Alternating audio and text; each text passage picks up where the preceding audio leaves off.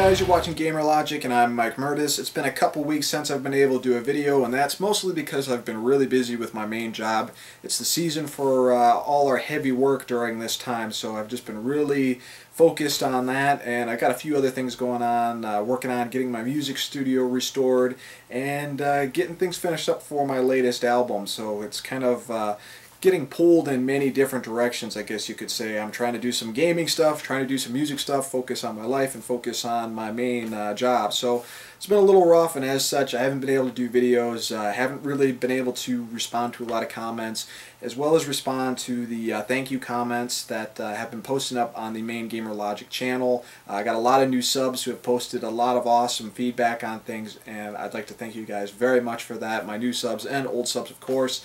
Things are picking up really nicely for that, but to kind of get into things, we have a lot to talk about. I have a general idea of what's going on in my head, but how it's going to turn out, it may turn out like total crap, but that's what happens when I have so much to do in so little time. So the first thing I kind of want to talk about here, obviously you see it next to me, this is a PCFX. This is a system that I've wanted to pick up for the past year and a half. Haven't really found a good price for it, and just recently a seller on Racketboy had one for a really awesome price, and it came with 3 games, so I decided, hey, what the hell. I had a little extra money laying around from a music track that was sold to a license group, and I figured, hey, why not? So I went ahead and bought the PCFX. And like I said, it came with 3 games and a control pad, and as soon as I found out that I was getting this thing, I basically got a hold of all the ISOs for the entire library for this thing. This system is very Japanese. It didn't last too long. This was kind of the successor to the Turbo Duo, as well as the TurboGrafx. It's a decent 2D system. It could process a lot of 2D stuff very well, but it didn't really work well in 3D environments. And this came out around the same time as the PlayStation and the Saturn, and it just got its ass kicked with those systems at the time. So the price point was high for this, and it just didn't do very well. Now, a couple interesting facts about this system is the fact that you can actually develop games on a card for your PC and play the games on here. But from what I've read, I guess that there was some kind of bug that would only let you play games on the PC card and not actually on the system itself. So that's kind of weird, but it's got a whole bunch of extra attachments and stuff that you can do to the back of it.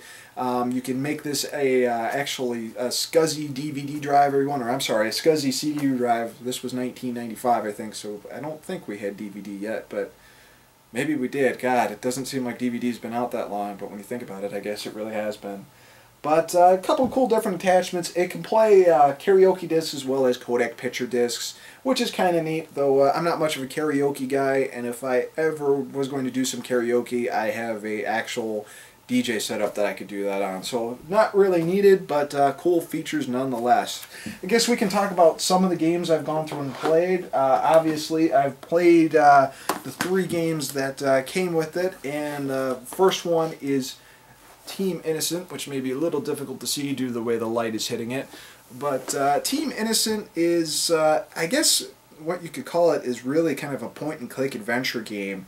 And I wasn't able to get very far in it just because I was having some difficulties with the Japanese.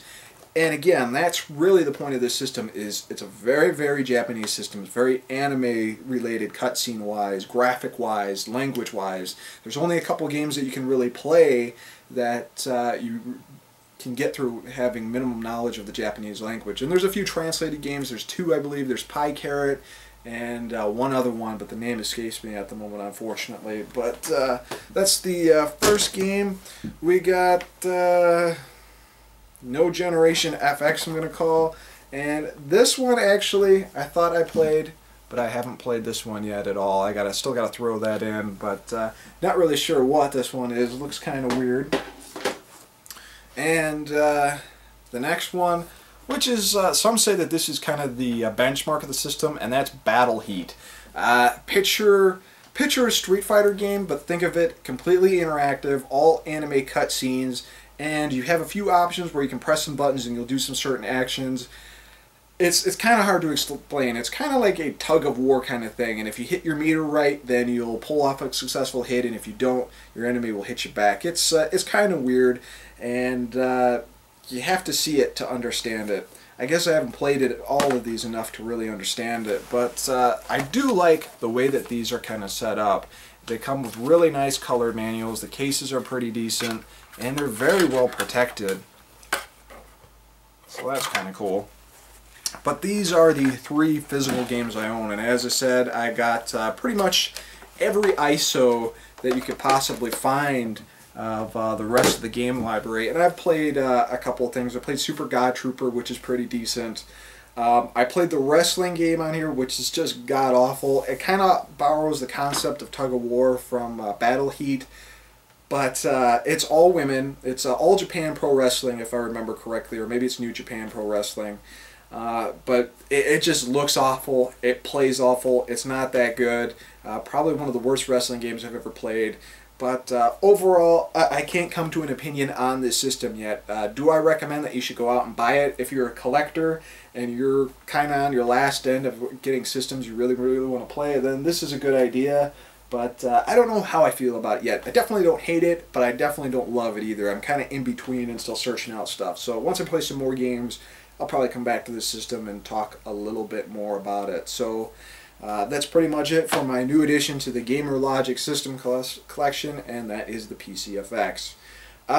Games that I've been playing recently, I've been playing a couple things. I started Panzer Dragoon Saga, like that very much. I can definitely say that that is the Saturn's version of Final Fantasy VII. Really fun, really dig the battle system. Graphics are great, the cutscenes are great for being Saturn, very cool. Modern game-wise, I haven't played Brink since the updates. I'm really itching to play that again now that a couple updates have been pushed out for it. And of course, I picked up L.A. Noire. And so far, I really like the game. But it's one of those games to me that I have to play it in portions. I can't just play it straight through, otherwise I'd get bored of it kind of quickly.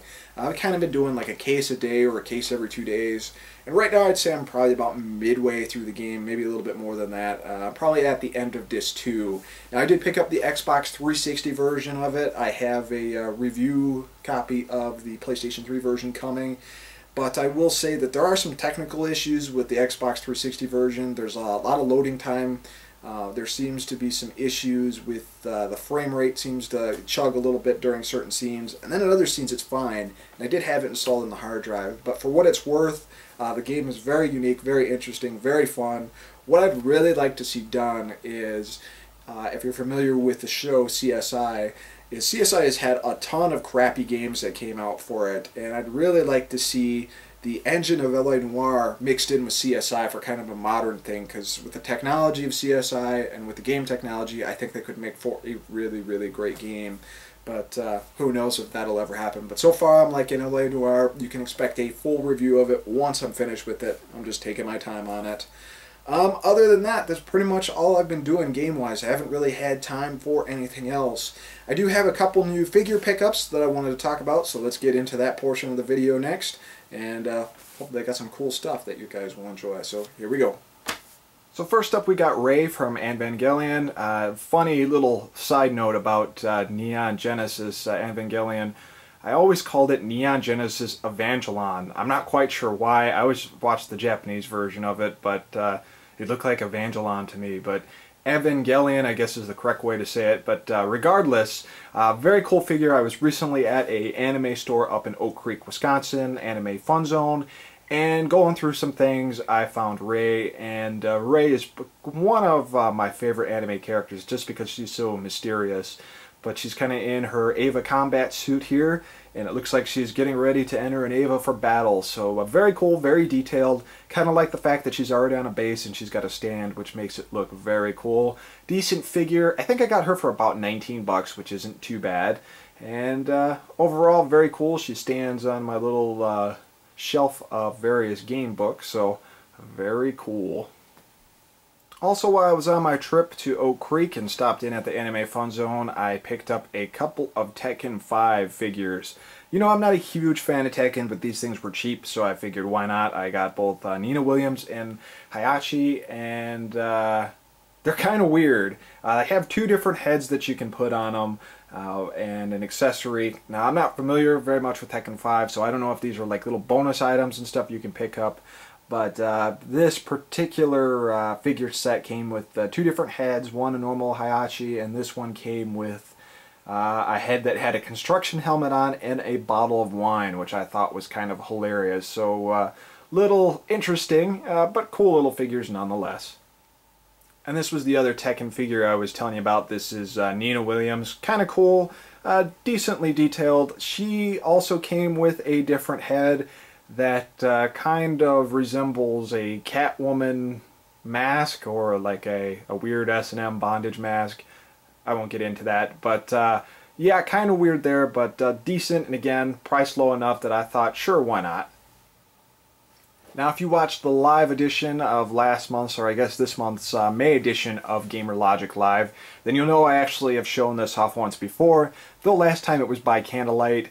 During the live show, the power went out, and thanks to the power of a laptop and a web camera, I was doing reviews by candlelight. So I kind of showed this figure briefly, but I figured I'd take the time and show him in a little bit more detail now that we have some actual light on him. And of course, this is Dante from Devil May Cry 4. He has some very, very cool stuff with him. Again, this is a part of Square Enix Play Arts Kai line. Very cool. Comes with two guns as well as his sword. And he's just very, very highly detailed. He looks absolutely great. Probably one of the best Dante figures I've had. I do have the Dante statue of Devil May Cry 3 that was released a couple of years ago, and that one looks great. But there's just something about this one that looks absolutely unbelievable and blows away that, I think they're called Revolution Tech or Revel Tech figures that they put out. Had issues with the faces on those figures, so this is by far my favorite Dante figure, and as such I give him a 4 out of 5, with the markdowns being that the fact that his hands can be a little troublesome getting the guns in them.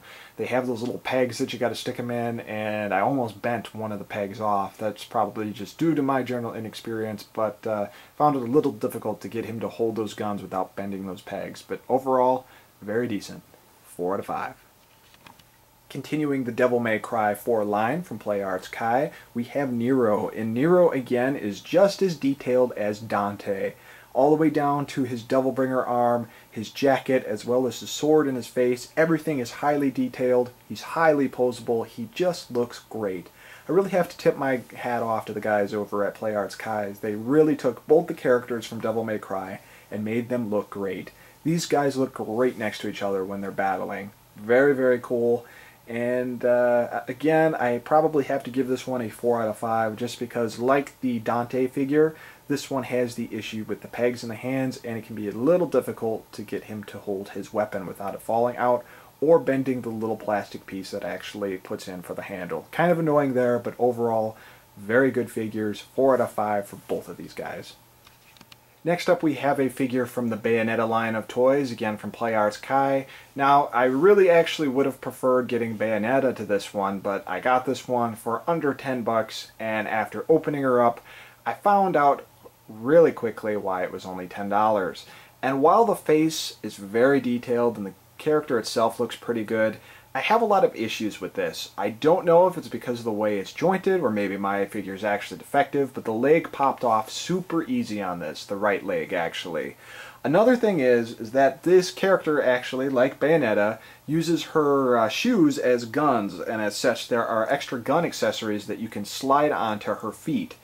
I had some issues actually getting the guns to even stick in there, and I think I may have even broke the actual foot slide for one of them because they won't stay for anything. That and the fact that for whatever reason she's just so hard to stand up. I'm afraid if I, talk too hard or breathe too hard or a little gust of wind comes in here that she's going to fall right over. I think this is actually the first time I've been able to stand them up. But I was really, really, really disappointed in this Bayonetta Play Arts Kai figure. Again, this isn't Bayonetta. Her name actually escapes me. I think it's Jeannie or something. It shows how much I've actually played a Bayonetta. But overall, very disappointed with this one. I'm probably not going to pick up Bayonetta because a lot of people say that they ended up just putting Bayonetta back in the box after they got her because they had similar issues. So she looks cool, and going off of that, I will give her a 2 out of 5, but that is about it for this character from Bayonetta. So that's it for figure reviews for now. We're going to go back and check out 2 more things actually. Picked up a very cool book recently, as well as the special edition of the 3rd birthday, so let's get into that. So up next we have Hardcore Gaming 101 presents the Guide to Classic Graphic Adventures. Very, very, very gigantic book, over 750 pages by Kurt Kaleda, which he's done a lot of stuff. He's appeared on Retronauts a few times. Of course, he runs Hardcore Gaming 101, or at least he's a contributor to it. My most familiar thing with him actually is he is from the Castlevania Dungeon, probably one of my favorite websites back in like 95 to 2000. Such a cool website for Castlevania stuff. But back on topic with this book. This is your absolute Bible if you're a fan of adventure games. I recently actually did a blog post over at themikemurdis.com about this, because flipping through this book, I actually discovered a game that I saw once in a review of PC Gamer back in like 1996, and I couldn't find it, and I couldn't find anything about it at all, and it was actually right in this book, so I'm actually hunting for that now. I got an ISO copy of that. But overall, very cool book. They talk about so many great games, especially during the golden era of adventure games, back when Sierra and LucasArts was doing them, like Sam & Max, Day of the Tentacle, Maniac Mansion, Full Throttle 2. So many great games in here, and so many classics I forgot about and never knew about. And the other amazing thing is how much detail they talk about some of the games. Like The Dig is a very good example. There were a couple different versions of that game that were in development, and a lot of different things that game series was going to be taken into, and it just never happened due to budget issues as well as developer issues. So there's a lot of great facts and history in this book. If you're into adventure gaming, or you're not and you want to get into it and you want to learn about a great period of PC gaming and some console gaming, then you cannot skip out on this book. You can get it on Amazon. I believe there's a digital version coming out soon for Kindle and Nook, but I got mine from Amazon. Very cool book. Highly recommend it. 5 out of 5 for this book. Next up, we got something that this is actually going to be pretty stupid to you guys, because you're going to want to see what's inside of it, and I'm not even sure if I'm going to open this thing yet, so I apologize, but kind of just wanted to show it off anyway. As you know, I'm a huge fan of the Third Birthday, which is a part of the Parasite Eve series, Yes and No.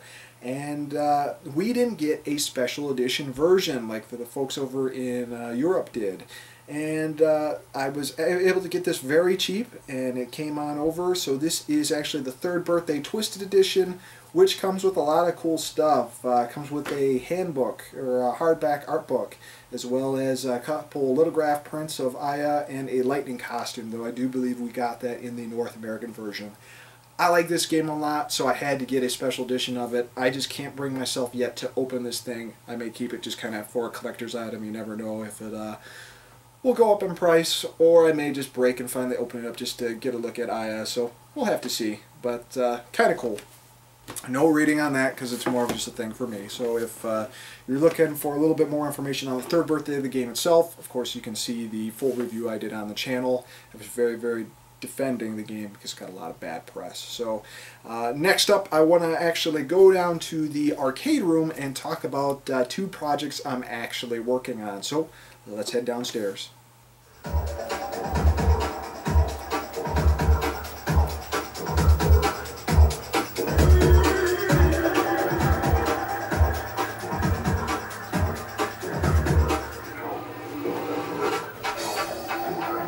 Alright guys, so we're in the basement arcade, and can kind of think about a couple of different things I can do for projects down here.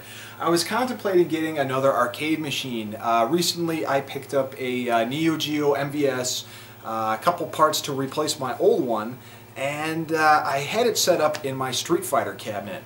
And you know, it's nice, but the thing is, with the Neo Geo you have to have a different wire going for button 4 compared to what a kick harness uses on a CPS-1 board.